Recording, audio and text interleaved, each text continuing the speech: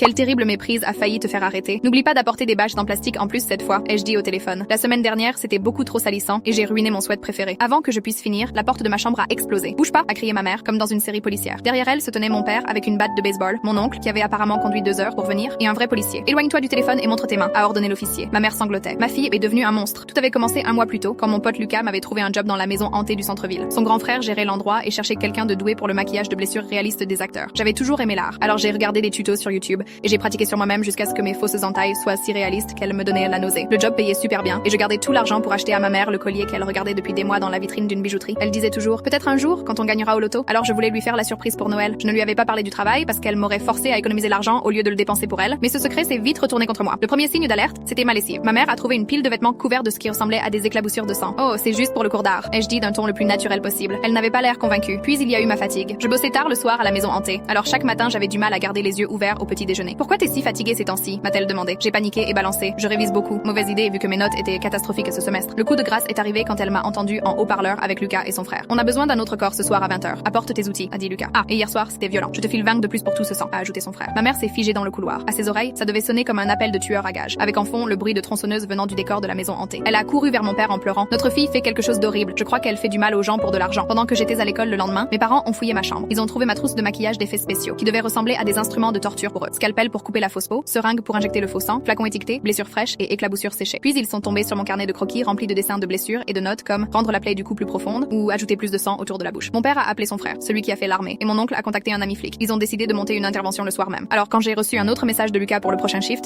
ils étaient déjà derrière la porte, en train d'écouter. Ouais, je peux faire une victime de tronçonneuse, ai-je dit en vérifiant ma liste de matériel. Mais si tu veux que les intestins pendent, ça coûte plus cher. Mon Dieu, a murmuré ma mère. Elle parle d'intestins. C'est là qu'ils ont défoncé la porte. Ils s'attendaient à me trouver en train de planifier un meurtre. À la place, ils m'ont trouvé entouré de tubes de faux sang et de fausses plaies en silicone, en FaceTime avec Lucas, qui se tenait à côté d'un type déguisé en loup-garou en train de manger un sandwich. Le policier a cligné des yeux. Quelqu'un peut m'expliquer ce qu'il se passe ici? Je fais du maquillage pour la maison hantée, ai-je répondu en brandissant un doigt en caoutchouc. Tu sais, pour Halloween, tout le monde me fixait. Mon père a pris un flacon avec un petit vampire dessiné dessus. Attends, c'est du faux? Sur mon téléphone, Lucas a fait coucou. Salut, c'est ta famille? Ta fille est incroyable avec les effets gore. Hier, elle m'a fait un maquillage tellement réaliste que 3 personnes ont vomi. Ma mère s'est laissée tomber sur mon lit, la main sur la poitrine. Tu ne fais de mal à personne? Quoi? Non, je fais du maquillage d'effets spéciaux. Le policier n'arrivait plus à s'arrêter de rire. Vous m'avez appelé parce que votre fille bosse dans une maison hantée? Elle sortait en cachette et il y avait du sang partout, a crié ma mère. Je croyais qu'elle était tueuse à gages. L'officier riait encore en quittant la pièce. Les gars vont adorer cette histoire. Mon père a simplement soupiré et secoué la tête pendant que ma mère essuyait ses larmes, fixant mon tas de faux membres. Tout ce que j'ai pu dire, c'est donc je peux toujours